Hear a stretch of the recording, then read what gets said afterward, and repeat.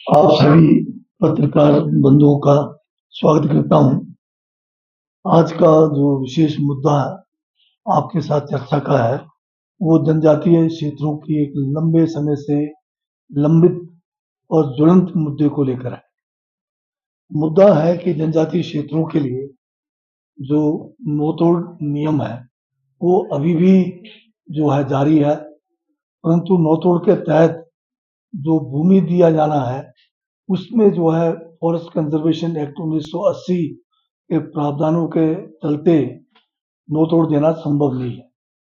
परंतु जनजातीय क्षेत्रों के लिए गवर्नर महोदय को संविधान के अनुच्छेद 5 में बहुत सारी शक्तियां दी गई है, जिसमें गवर्नर महोदय जनजातीय क्षेत्रों के उत्थान के लिए और कैबिनेट की सिफारिश पर वो जो है केंद्र का या प्रदेश का कोई भी कानून है, उसमें संशोधन कर सकते हैं या उस कानून को कुछ समय के लिए जो है सस्पेंड भी कर सकते हैं।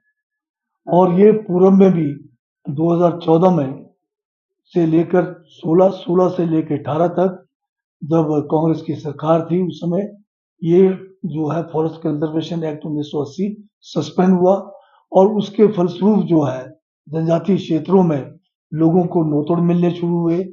उनके जो पेंडिंग केसेस थे, जो करीब अभी 20,000 के करीब पेंडिंग केसेस है, उसमें जो है कार्रवाई की गई, नो-तोड़ मिलना शुरू हुआ।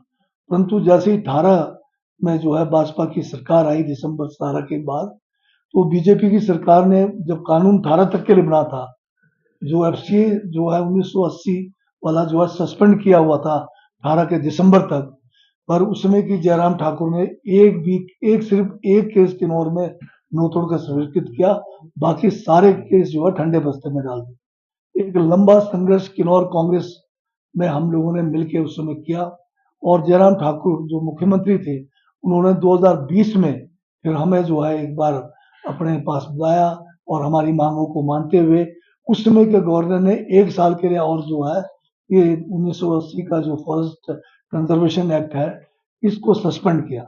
परंतु उस समय भी भाजपा की सरकार ने नो-तोड़ स्वीकृत फिर भी नहीं की। अब ये अलग बात है कि ये उनकी संकीर्ण विचारधारा रही, क्या रही, जबकि कानून था उनके पास, फिर भी नहीं किया। 2023 में जैसी हमारी सरकार बनी, जनवरी 2023 से हम जो है लगातार इस मुद्दे को हमारी कैबिनेट ने जो है गवर्नर महोदय जिनको संविधान के अनुच्छेद 5 में जनजाति क्षेत्रों के लिए शक्तियां दी गई है, उनसे मिले और अभी तक जो है मैं 10 बार गवर्नर महोदय को मिल चुका हूँ। 8 बार पूर्व में जो गवर्नर साहब थे, उनसे मिला। मेरे अलावा जनजातीय क्षेत्र के दोनों विधायक, जिसमें भाजपा के विधायक भी शामिल थे, एक मर्तबा वो भी मिले और जनजातीय सलाहकार परिषद के जो सदस्य थे, वो भी मेरे नेतृत्व में मिले। परंतु पूर्व गवर्नर ने 8 बार उनसे जो है हम मिलने के बावजूद, अपनी याचिका रखने के बावजूद, उन्होंने जो है सिर्फ हमें झांसे में रखा और जनजातीय क्षेत्र के लोगों के साथ न्याय नहीं किया। वर्तमान गवर्नर साहब से अब मैं जो है पिछले कल दोबारा मिला, इससे पूर्व एक बार पहले मिला था और कल दोबारा गवर्नर साहब से महोदय से मिला और उनको फिर मैंने सारी वस्तुस्थिति से अवगत कराया। अभी उन्होंने मुझे जो है आश्वासन दिया है कि जो भी इसमें कार्रवाई करनी है, तुरंत अधिकारियों की बैठक बुलाकर शीघ्र फैसला करने का उन्होंने आश्वासन दिया है। मेरा ये कहना है कि अगर हमने ये नो-तोड़ जनजातीय क्षेत्रों में, खासकर बॉर्डर एरियाज है हमारे, जहाँ से पलायन हो रहा है, जहाँ की सारी भूमि जो है बंजर पड़ी हुई है, अगर ये भूमि हमने आवंटित किया होता, तो आज 3 साल बाद जो है उनमें फल भी आ गए होते। लोग वहाँ मेहनती है, वो अपनी जो है कमाई जो है बढ़िया कर सकते थे, आर्थिकी को सुदृढ़ कर सकते थे। एक तरफ तो कहते हैं कि केंद्र सरकार कि बॉर्डर एरिया से लोगों का पलायन रोकना है, उसके लिए जो है एक हमारा बॉर्डर एरिया डेवलपमेंट प्रोग्राम था, प्रोजेक्ट था, उसको बदल के उन्होंने जो है वाइब्रेंट विलेज का नाम दे दिया। वाइब्रेंट विलेज का नाम तो दे दिया, परंतु हमारे जो जितने किन्नौर में, लाहौल स्पीति में जो डिस्ट्रिक्ट्स थे, हमारे जो ब्लॉक्स थे, उनको कम करके केवल किन्नौर में 56 गांव को जो है इस वाइब्रेंट विलेज मिला है।